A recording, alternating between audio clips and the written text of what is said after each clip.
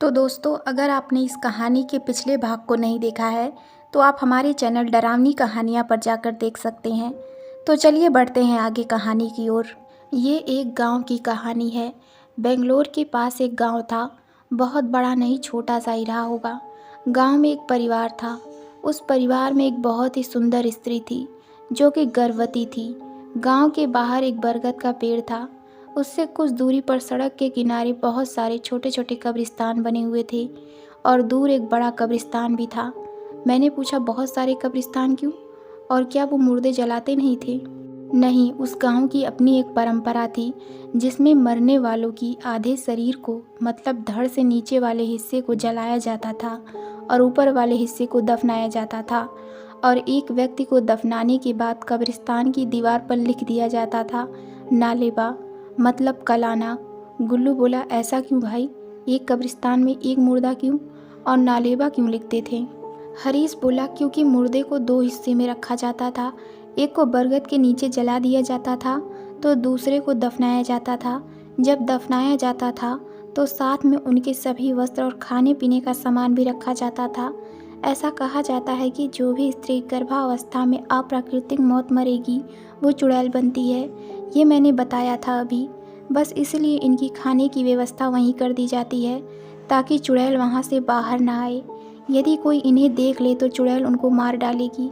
इसलिए कब्रिस्तान के बाहर नालेबा लिखवा दिया जाता था ताकि कोई भूल से भी अंदर चला न जाए। और क्या उसका खाना कभी ख़त्म नहीं होता था? कौन देता था खाना? गुल्लू ने उत्सुकता से पूछा।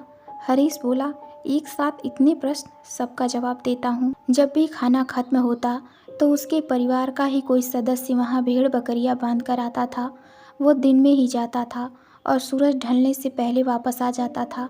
मैंने कहा, दिन में चुड़ैल नहीं आती क्या? हरीश बोला, हाँ भाई, चुड़ैल सूरज की रोशनी सहन नहीं कर सकती, इसलिए वो रात में बाहर आती है।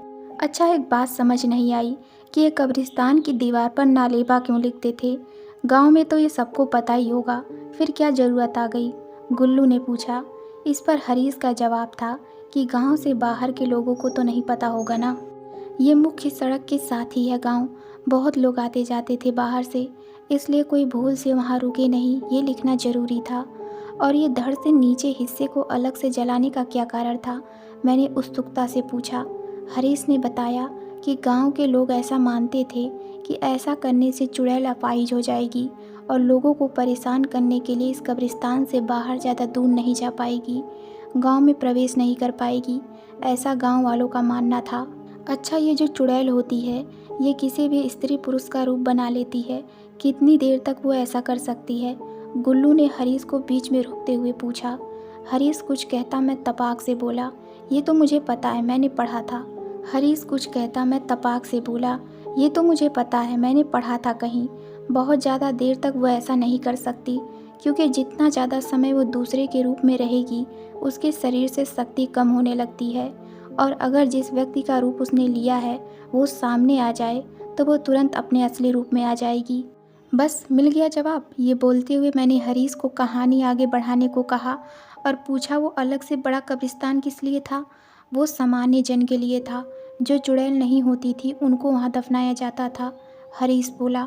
गुल्लू बोला, वो सुंदर गर्भवती स्त्री, उसका क्या हुआ? हरीश बोला, सारी कहानी उसी की तो है। वो स्त्री अपने परिवार की बड़ी बहू थी और पहली बार गर्भवती हुई थी। उसको अपने भेड़ बकरियों से बहुत प्यार था। उसके पास एक बकरी का मेमना था जिसको वो भोली कहकर पुकारती थी। उसको उससे बहुत लगाव था। एक क्षण के लिए भी वो उसकी आंखों से ओझल होता तो वो खाना पीना छोड़कर उसी को ढूंढा करती। जब तक वो मिल नहीं जाता कुछ खाती पीती भी नहीं थी। पूरा दिन घर में काम करती थी। शाम को अपनी भेड़ बकरियों को चराने के लिए जंगल ले जाया करती थी।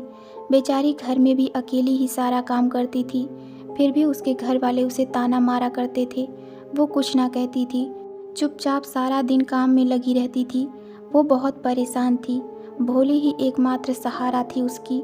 उसी से अपने सारे सुख दुख बतला देती थी। एक दिन वो जंगल से अपनी भेड़ बकरियों को लेकर वापस घर आ रही थी। शाम का समय था, सूरज छिप चुका था। भोली भी उसके साथ थी। अचानक भोली उसके हाथों में से कूदकर भाग गई। वो भोली के पीछे दौड़ी। उसने देखा भोली कब्रिस्तान में चली गई है।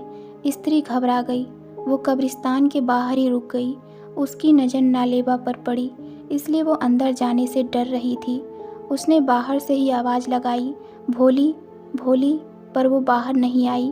वो स्त्री डरी सहमी सी धीरे धीरे कब्रिस्तान में प्रवेश कर गई। अंदर का दृश्य बहुत ही भयानक था।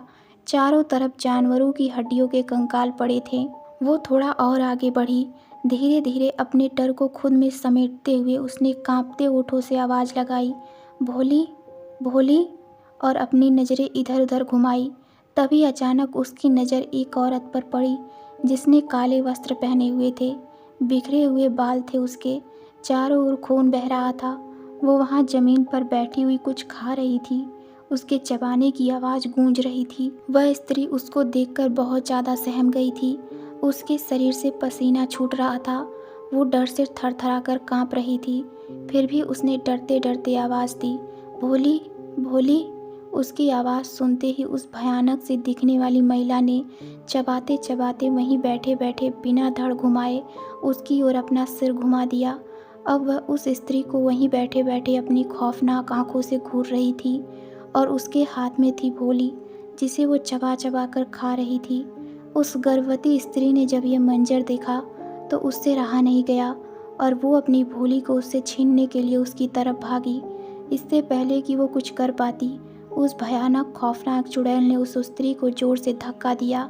वो स्त्री दूर जाकर जोर से ज़मीन पर गिरी। उसके पेट में जो बच्चा था उसने तुरंत ही दम तोड़ दिया। जैसे ही उस स्त्री को उसका आभास हुआ, उसने भी तुरंत ही अपने प्राण त्याग दिए और अब उस स्त्री के मृत शरीर में उस चुड़ैल ने प्रवेश कर लिया। अब वो चुड़ैल शक्तिशाली हो चुकी थी, क्योंकि अब कब्रिस्तान के बाहर जा सकती थी, गांव में प्रवेश कर सकती थी, क्योंकि उसे अब पूरा शरीर मिल चुका था चलने फिरने के लिए। धीरे धीरे उस चुड़ैल का आतंक बढ़ता गया। उसने सभी कब्रिस्तान की चुड़ैलों को खुद में मिला लिया और उसकी शक्ति बहुत अधिक बढ़ चुकी थी। गांव की स्थिति खराब होने लगी थी। आलम यह था, जो भी पुरुष अकेला सोता था वो अगली सुबह अपने बिस्तर से गायब मिलता था। कुछ घटनाएं तो ऐसी हुई कि चुड़ैल रात में जाती, आवाज़ लगाती, जो भी पुरुष दरवाज़ा खोलता उसको साथ लेकर हवा बन गायब हो जाती थी। धीरे धीरे गांव में पुरुषों की संख्या कम होने लगी। फिर लोगों ने उसका उपाय ढूंढने की कोशिश की और इसका उनको वही एक उपाय सूझा जो उन्होंने कब्रिस्तान के लिए सोचा था, और वह उपाय था कि सबने अपने दरवाजे पर लाल स्याही से लिख दिया था, नालेबा अर्थात कलान। ऐसा करने से यह फ़ायदा हुआ कि जब भी चुड़ैल किसी के घर आती और उसके घर के बाहर ही नालेबा लिखा हुआ पाती तो वापस चली जाती और फिर अगले दिन आती और फिर वही नालेबा लिखा पाती और वापस चली जाती। इस तरह यह क्रम चलता रहता और लोग अपने घर में सुरक्षित रहते। परंतु ऐसा करने से उनकी दिनचर्या पर असर पड़ने लगा। वो डरे सहमे से रहने लगे। घर से बाहर निकलना उनके लिए मुश्किल था। रात को उन्हें किसी भी कार्य के लिए बाहर जाना होता तो वो नहीं जा सकते थे। धीरे धीरे सभी लोगों ने उस गांव से पलायन शुरू कर दिया और वह गांव धीरे धीरे खाली हो गया। कहते हैं कि वो गांव अभी भी है और वो चुड़ैल अभी भी है। उस चुड़ैल का दायरा बहुत बढ़ चुका है। वह आते जाते लोगों को परेशान करती, उन्हें डराती और पुरुषों को तो वह अपने साथ लेकर गायब हो जाती है। अब वह चुड़ैल सिर्फ कुछ कब्रिस्तान या गांव तक सीमित नहीं है, बल्कि उस गांव से लगी हुई मुख्य सड़क पर वह सुनसान रातों में भटकती रहती है और अपने शिकार की तलाश में लोगों को उस कब्रिस्तान तक लेकर आती है। वह कोई भी रूप धारण कर सकती है। वह किसी स्त्री का या किसी पुरुष का जिस प्रकार संभव हो उसी रूप में लोगों को अपने पास लेकर आती है और उनका भक्षण करती है। ऐसा करने से उसकी शक्ति और ज़्यादा बढ़ जाती है। अब वह सिर्फ जानवर, भेड़ बकरियां नहीं खाती, बल्कि अब वह इंसानों को खाती है। कहते हैं कि वह खंडहर हो चुका गांव, कब्रिस्तान और चुड़ैल का साया अभी भी बेंगलोर मैसूर हाईवे पर मौजूद है। सरकार ने उस गांव से निकलने वाली सड़क का कायाकल्प किया, उसको नए सिरे से बनवाया। फिर भी कोई भी वाहन वहां से नहीं गुजरता है, क्योंकि वहां पर चुड़ैल का साया है। चुड़ैल का साया पूरे हाईवे पर पाया जाता है, लेकिन उस गांव के नज़दीक उसकी दहशत बहुत ज़्यादा है, इसलिए कोई भी उस शॉर्टकट रास्ते में दाखिल होने की हिम्मत नहीं करता है। अचानक हमें ठंड का एहसास होने लगा। हमारा शरीर कांप रहा था। तभी मेरी नज़र अलाव पर गई। मैंने देखा अलाव बुझने वाला था। फिर मैंने अपने साथियों से कहा कि यह अलाव बुझने वाला है, चलो और लकड़ियाँ लाते हैं। ताकि हम ठंड में आराम से बैठकर अलाव की तपस ले सकें। हरीश ने कहा कि मुझे मालूम है लकड़ियाँ कहाँ मिलेंगे, अभी आया। यह कहकर वो आगे की तरफ बढ़ गया, वहीं उस दीवार की ओर जहाँ कुछ धुंधला सा लिखा हुआ था जिसे हम पढ़ नहीं पा रहे थे।